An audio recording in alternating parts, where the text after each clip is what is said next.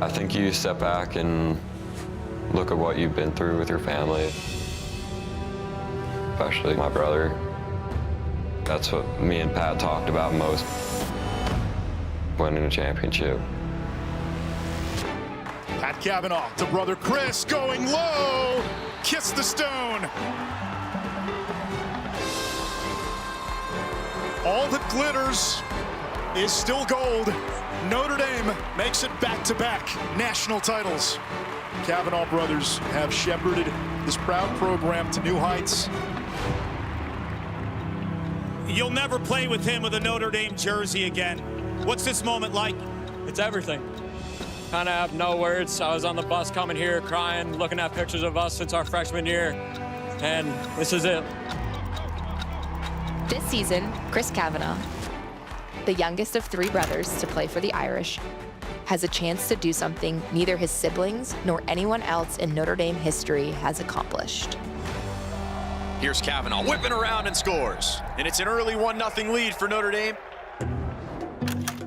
A decade before Chris wore number 50 at Notre Dame, his older brother Matt wore it first. A four-time All-American, Matt led the program to its second NCAA final in 2014. Chris and the Kavanagh family were in the stands.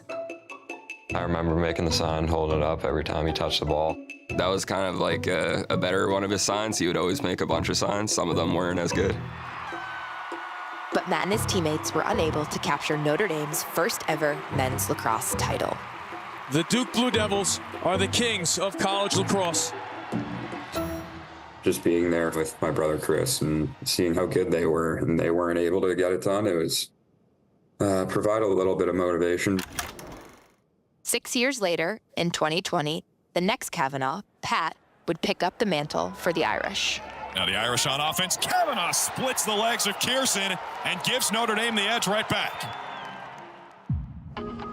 Chris joined Pat in 2022.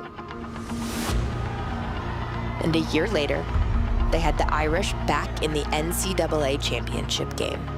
Their opponent, ACC rival Duke, the team who Chris and Matt watched their brother Pat lose to in 2014. But this time, Matt was in the stands. I glanced into the crowd, and that same sign with the same outlining of green and blue, it was pretty emotional, honestly. Like, everything you do, and it comes full circle.